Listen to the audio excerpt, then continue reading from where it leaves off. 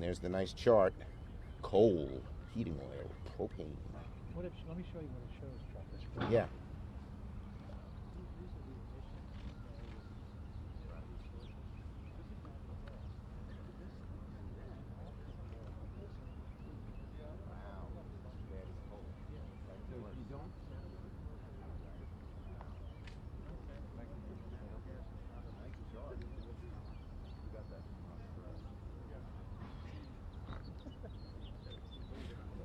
Hi, thank you for coming. We're so happy to be here. Thank you. Okay, good morning. It's a beautiful morning here in Washington, D.C., known in Brooklyn as Washington, Duck Capital. Does anyone ever know that? It's a joke. I'll tell you the joke. I will not tell all of you the joke. I will spare you. Anyway, I want to thank my three great colleagues who have shown such leadership on this issue, Senators Heinrich, King, and Markey, for joining us. Each one of them has been a champion against fighting against climate change on many, many fronts. But particularly today, we're talking about methane pollution. They are our leaders. And I also want to thank the many organizations and individuals who have made their voices heard loudly and clearly on this issue. Molly Roush, right here, of Mom's Clean Air Force, is just one of the groups that's worked with us. So today we're going to cast one of the most important votes, not only that this Congress has cast, but has been cast in the last decade in terms of our fight against global warming. This is a very big deal. And the fact that we are using our first CRA on the methane rule shows how important it is and shows how the difference in having a Democratic majority when it comes to climate change, because we are able to do these things. Excuse me. Come on, come on. World's last remaining flip phone. No CRAs against flip phones, Angus. It's really vital. Methane, as my colleagues will tell you, is one of the most poisonous things we can put in our atmosphere. And the amazing thing is, if used to the right purpose, it can actually be a benefit. People can capture the methane, prevent it from going into the atmosphere, and use it for other good purposes. And that's why even some of the more progressive parts of the oil and gas industry are for this. So it's amazing that so many in the Senate on the other side of the aisle are still against it. It's not every day that the Senate can come together in a bipartisan way that draws the cheers of the environmental community and earns the support of the industry. But that has happened today. And as I said, it's one of the most significant things we have done. It is one of the first things we have done to fight global warming. It will certainly not be the last. There will be a long chain of activities that this Democratic caucus pursues as we fight the menace of global warming, which is getting closer and closer. The danger is getting closer and closer and closer. We all know that methane is a far more potent chemical than carbon dioxide. It warms the atmosphere 86 times more than the total. And knowing how harmful this pollutant is, the Trump administration, just in obeisance to the extremists in the oil and gas industry, got rid of the rule that President Obama put in. And it was a very dark day for our globe when Trump did that. Oftentimes Trump did things just because Obama did it one way, he had to do it the other way.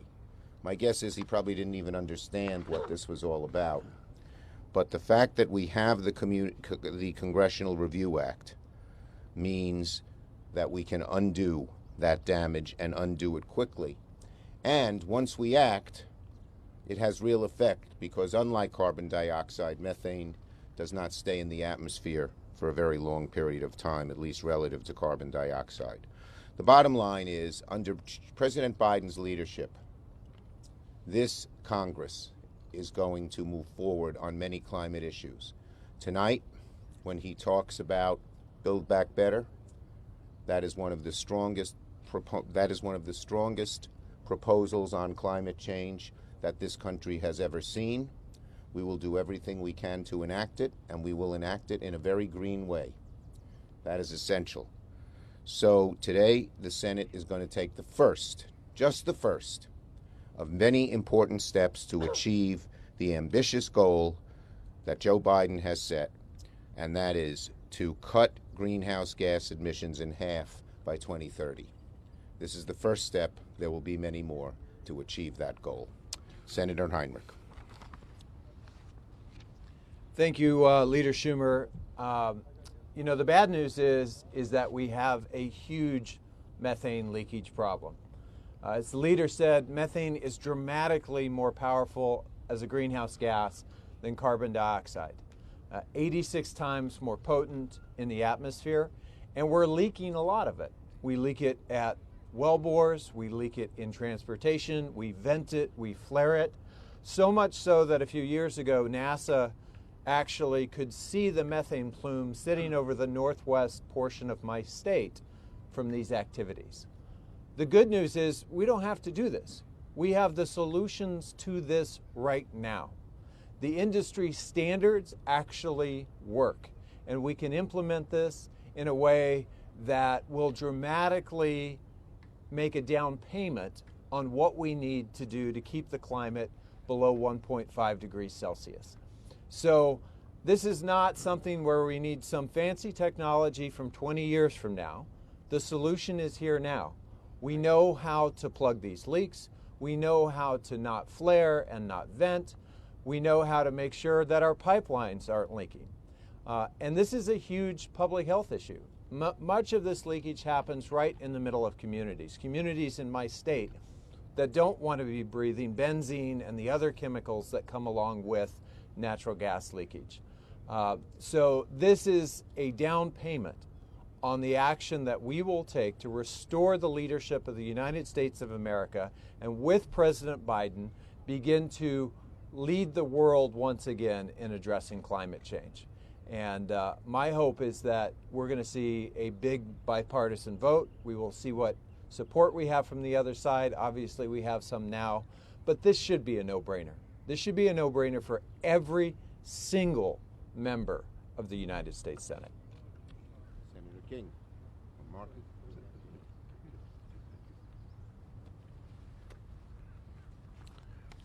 Thank you, Leader Schumer, Senator Heinrich, Senator King, and to Molly Roush and all of the moms of Clean Air Force who have joined us here today. Thank you for representing millions of moms and children across our country here today.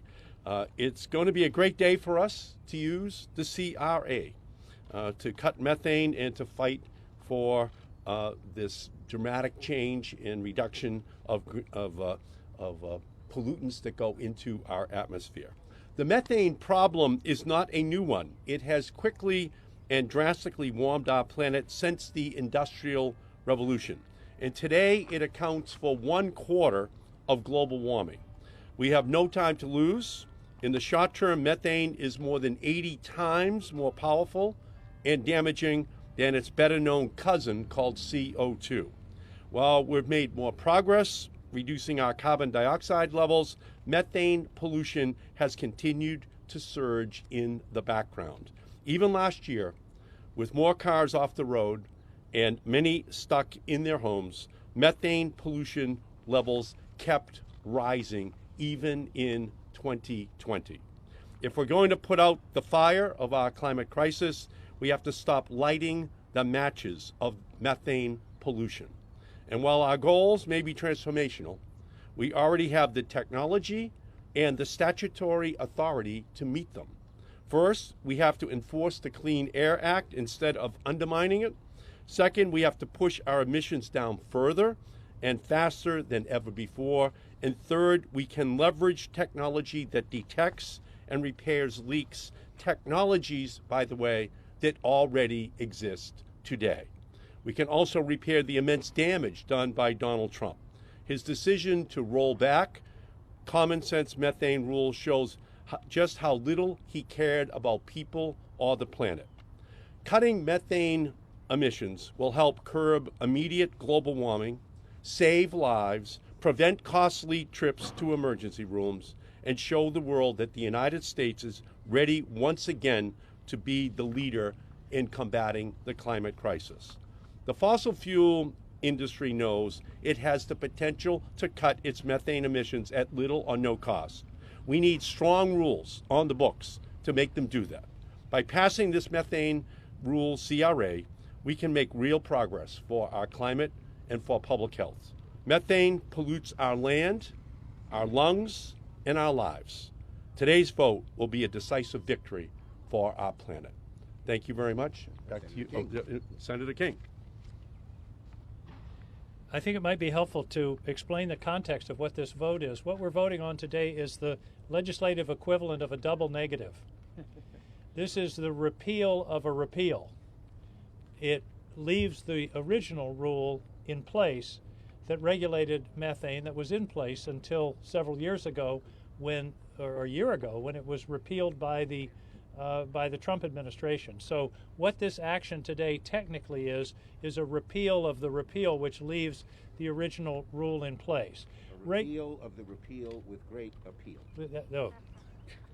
Leave it to my friend the poet over here. Jeez. I have to put up with this quite regularly, you should know.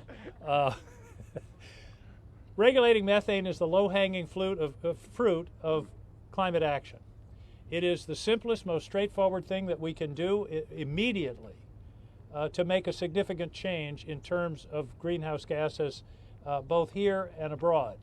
If we lead, if we do this, then it enables other countries to do this. If we don't do it, other countries are going to say, why should we do it? You're not doing it. So that's what's so important about the vote today is it's not only a vote that will affect us here in this country, but I believe it will have ripples and repercussions around the world. Let me make an important point about here. Why don't we just Yeah, bring it over. We'll hold it. I'll hold it. Natural gas has great advantages over coal and oil in terms of emissions per pound or per cubic foot or however you want to measure it. This is the comparison: natural gas, propane, heating oil, and coal. The problem is if you include the methane releases, here's where natural gas comes out. It loses its environmental advantage. And that's why many of the major companies that deal in natural gas and oil want to see this regulation put back in place, because they're going to lose their bragging rights, if you will, in terms of improvement of air quality if this is the level, which is propane plus methane, which comes from drilling and transportation. So this is important. In fact, no, I can't say it any better than this. Regulating methane emissions from oil and gas production is the right thing to do for our climate and the air quality of communities across the country. It's widely acknowledged that methane is a highly potent greenhouse gas with global warming potential 80 times greater than CO2. That's 80 times, not 80% greater, 80 times greater. Beyond the long-term impacts related to climate change, methane emissions have implications for local air quality. We owe it to the communities where we live and work to reduce these emissions. That's not Angus King, that's Shell Oil. That's a direct quote from a press release from Shell Oil. They understand this. And they and many of the other major oil and gas companies are supporting this action today. So I'm with Martin Heinrich and Chuck and Brother Markey that this is a tremendous opportunity. It should get a tremendous vote. This isn't industry versus regulation. This is common sense in favor of our ability to save the planet. It really comes down to that. I believe this is the most important environmental vote of this decade. And it is going to really have almost an immediate impact, I mean within the next year, on the global warming potential for the gases that are being released into the atmosphere. So I'm looking forward to the vote this afternoon, and I believe that this is one that, as Martin said, this should be easy. This is an easy and important step for this country and indeed for the world. Thank you. Thank you. And now we have Molly Roush of the Moms Clean Air Force.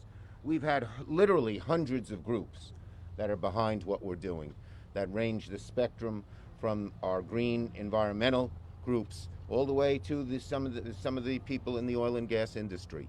Everyone agrees this is the right thing to do, and Molly signifies the grassroots support that this proposal has. Thank you. Thank you, and good morning. I'm Molly Rauch, the Public Health Policy Director for Moms Clean Air Force. We're an organization of over 1 million moms and dads fighting to protect clean air for the sake of our children's health. Today is a critical day in the Senate. The methane CRA resolution is a major step toward reinstating vital clean air and climate protections. So make no mistake, this vote is a vote on our children's health and a vote on their future. As you've heard, methane is a potent climate pollutant. It's accelerating climate change, and it's leaking from the oil and gas sector at the rate of more than 16 million metric tons each year, the equivalent of the climate pollution from all of the nation's passenger vehicles in a year. Climate change is a health crisis, not in some distant future, but right now, when extreme storms can trigger massive power outages, when smoke from record-breaking wildfires can poison the air of millions across the West, when severe heat waves regularly threaten public health, preying especially on older adults, pregnant women, and low-income communities, we need methane standards back in place right now to reduce dangerous climate pollution. But this isn't just a climate problem. Pollution emitted alongside methane, such as benzene, increases the risk of cancer, immune system damage, neurological and developmental problems, low birth weight babies, preterm birth, and birth defects. 1 in 3 people in the U.S. lives in a county with oil and gas production, and over 17 million live within 1 mile of an active oil or gas well. Methane and other oil and gas pollutants also contribute to ground level ozone, or smog. Smog is a lung irritant. It triggers asthma attacks, and it increases lung infections. The methane CRA will help us achieve common sense pollution protections to reduce these health risks. And these risks are not equally distributed. Black, Indigenous, and Latino communities are disproportionately exposed to dirty air, including harmful pollution from oil and gas. We need environmental justice. We need climate justice. Every child has the right to breathe clean air and the right to a stable climate. In my work with moms, I bear witness every day to the real-life human health impacts of pollution from the oil and gas industry in communities across the country. For example, Patrice Tomchik's children go to school in southwestern Pennsylvania, near gas wells located about a half mile from their campus. Patrice worries about the harmful air pollutants her children may be exposed to from these wells when they attend school or play outdoor sports, especially for her youngest son, who is a cancer survivor and immune compromised. Parents can't control the air our children breathe. We depend on our leaders in Congress to do their jobs and protect our children. Today, the Senate has the chance to do just that. Moms and dads want climate action, and we want our leaders to stand up for our children's health. Thank you. Thank you. Yeah, go ahead. So one of the things that the leader touched just really briefly on, that is the reason why this is such a powerful action, is because methane, unlike CO2, will not stay in the atmosphere for centuries. Methane will break down over the course of a decade or so. So if we take this action today, we take a huge amount of the warming activity in the atmosphere out of the atmosphere in the short term and buy ourselves time to fix the CO2 problem that we have to fix as well. So even though we're not putting nearly as much methane in the atmosphere as we're putting CO2, this really gives us a chance to take an action that is a huge part of the solution to how we keep everything below 1.5 degrees C. Point well taken. Thank you, Martin. Questions on this subject first? Yes. Just in general on gas, does the fuel have a future in the country's energy mix? Well, look, we want to get to zero emissions. 2030 is cutting them in half, but zero. Some plans 2035, some 2040, some 2045. And we have to use every way we can to get to that level. Any other questions on this subject? Okay, we'll take a few off topics. Yes. Leader, talk to me Story about of my how life. President Biden is going to sell the American family plan to the American people tonight. Well, I don't think he has to sell it to the American people. The parts of that plan are overwhelmingly popular.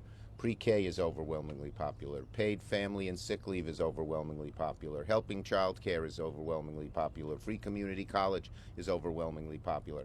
What the public has to do and we have to do is sell it to some of our Republican colleagues.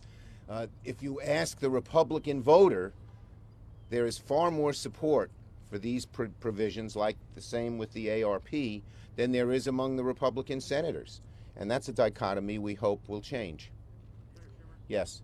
have you made the decision yet on whether you're going to move ahead with revising the 2021 budget resolution? And what's your timeline for doing that, given the American Jobs Plan is waiting? Well, we have lots of other things to do. The budget resolution has to move forward, and we're going to have to do many things at once. I would remind you that people were skeptical when we took office, our majority, that we could get three big things done at once: cabinet, impeachment, ARP. We did, and we're going to do a lot of more things. We're going to do many more things together. Yes. I couldn't help but notice your cancel student debt mask. I'm glad you couldn't help but notice. I was curious if you're disappointed that canceling student debt wasn't something Biden considered as part of his American Families Plan, and how confident you are that Biden might still take action. Well, on that. we have been talking to them regularly. Some of the major barriers that they had said bothered them. One, that they didn't have legal authority. They clearly do. Second, that it wasn't that if you forgave student debt, it would be taxed. So if you forgave $20,000 in student debt and you were at a 25% tax rate, you'd still pay $5,000 in taxes. We undid that in the ARP, and we're continuing to press. And there's more and more support everywhere I go. People ask for it, and we're going to keep pressing till we get it done. Yes. Well, wait. Is someone who hasn't asked one yet? Yes. So it sounds I should have called on you. No. I did mention your speech, by the way. You are holding out reconciliation then as an option for passing this if you're going to move forward on the budget, like you just said. Is that accurate? Yeah, no decisions have been made, but of course reconciliation is an option. We hope to do as much as we can in a bipartisan way. The water bill today will be bipartisan. I believe the American Competitive Act, which will be marked up a week from Wednesday, is bipartisan. There are other things that can be bipartisan, but obviously we believe a bill has to have strong climate provisions. We believe that the tax code and some of the inequities that the Trump tax cut costs that caused have to be changed. So we will look for bipartisanship wherever we can, but the number one goal is a big, bold plan along the lines of what President Biden has proposed. Okay, last one. You had mentioned, sir, again, the American Jobs Plan. If it's not sold to the Republicans, will you do it without them? We have no choice but to move forward. We much prefer to do it with them. Let's hope they'll do it with us. But big, bold action is our number one goal, number one. Thank you, everybody. Thanks, guys. Thanks again. Great, thank you. Good, thank you. Thank you for being here. And thank you for your work.